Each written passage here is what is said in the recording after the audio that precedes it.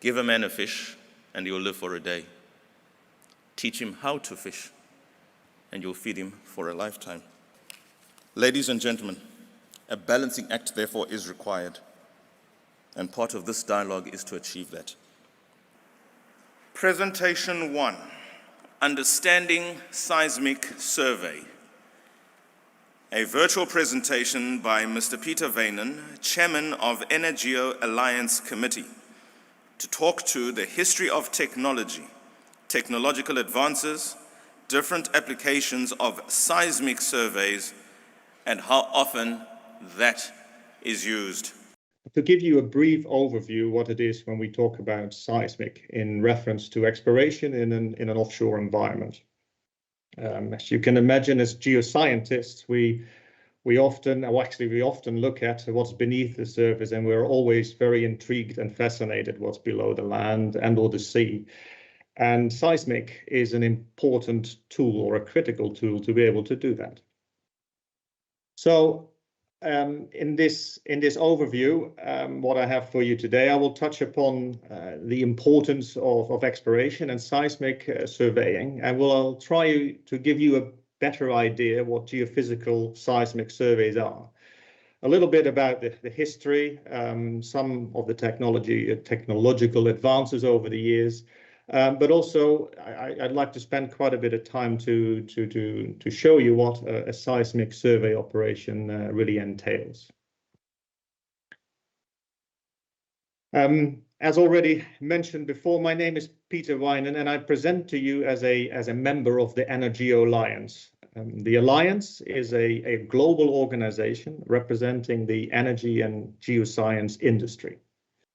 We have members all over the world, and we form an organization which aims to ensure a safe, sustainable discovery and development of energy sources. And that is all energy sources, conventional hydrocarbon sources, as well as alternative energy and low carbon energy solutions. And that's obviously what the world is looking for.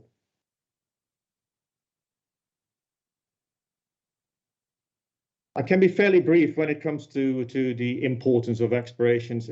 Some of it has been touched upon by previous presenters. And I'll primarily focus on the importance of seismic and how what role seismic plays in this process. So as mentioned by several in the room and also in previous symposiums held a few weeks ago, the global energy demand is continuing to increase.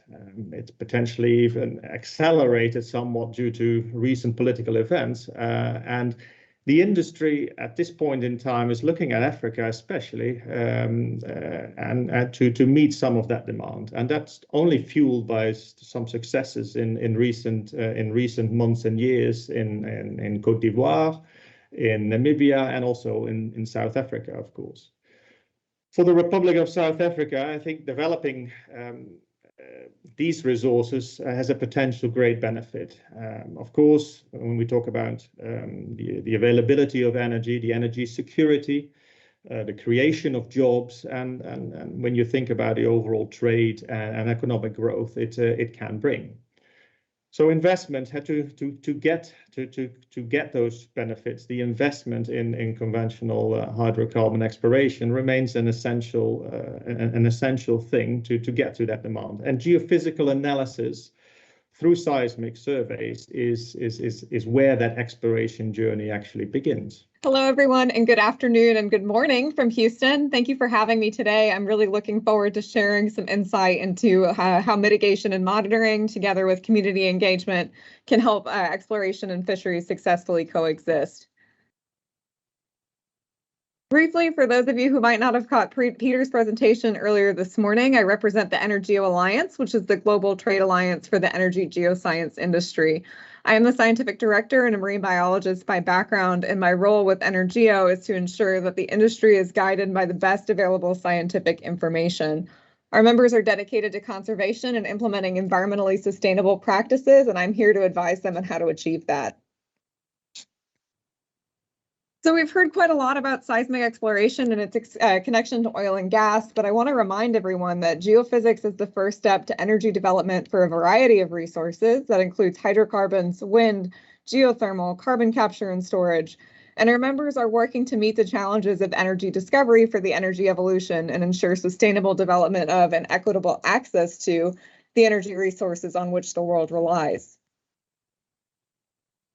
So just to give you a quick outline and a sense of what I'm going to cover today, first up, I want to talk about environmental impact assessments and the importance of stakeholder engagement in that process.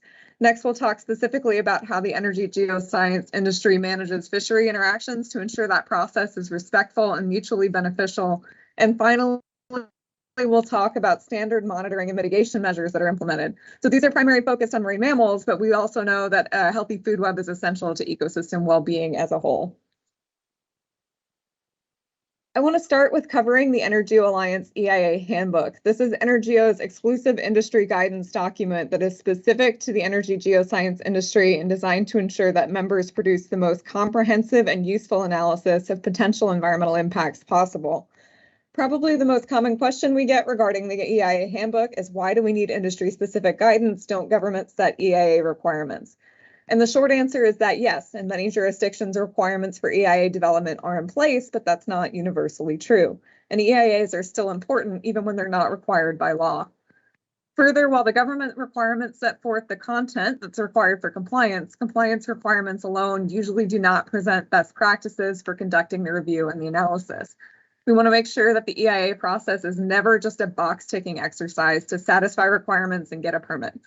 We believe that the EIA process should be more than just satisfying those compliance requirements. And the end goal is to produce a document that's useful for the project proponent and for any other interested stakeholders. The EIA Handbook is intended to help guide project proponents through completing the most useful possible document, not just one that achieves the goal of authorization. So to put it simply, our EIA guidance helps our members go above and beyond what's required.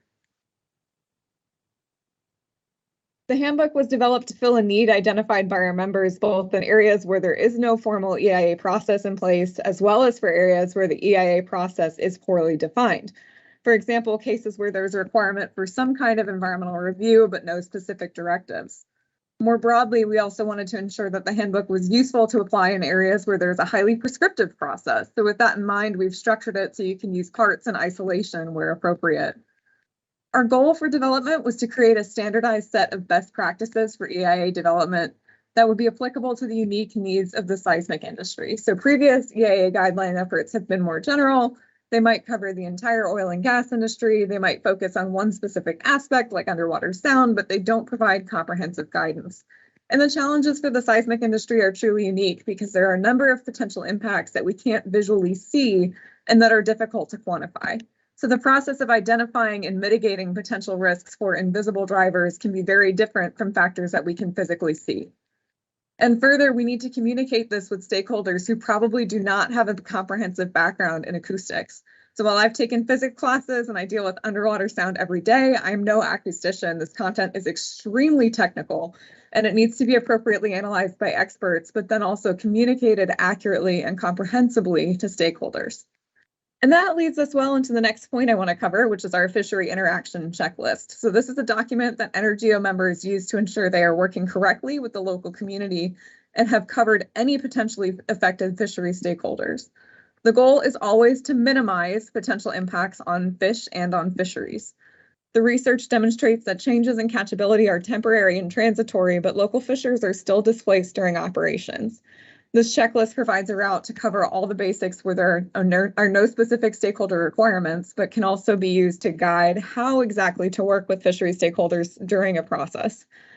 The engagement process is divided into steps to take before, during, and after a survey. Not every step will apply for every operation, but it's important to review all the options and determine whether they're appropriate. So a couple of key points that I want to leave you all today. First, communication is absolutely vital to ensuring a successful consultation process. We want to communicate early and often and really build that trust with our colleagues. And I think what we're doing today is a great start for that. Next, I cannot overstate the importance of local expertise, including Indigenous communities, especially here. So especially in areas where exploration is occurring for the first time, it's imperative that we understand the local community and any applicable standards. We also need to ensure that all applicable stakeholders are engaged, and this means two-way communication for key stakeholders. This is not the time to be passive or assume that communication was sufficient. Early planning is critical to performing a robust analysis and allowing time for an iterative refinement process as necessary. And finally, we want to be proactive and realistic about mitigation. EnerGeo and our members are proud to promote best environmental practice in the exploration geoscience industry, and I appreciate you having me with you today to share this with you. And with that, thank you all so much for your time. I'm happy to take questions during the Q&A, but please do feel free to reach out to me via email or phone if you have any additional questions. Thanks.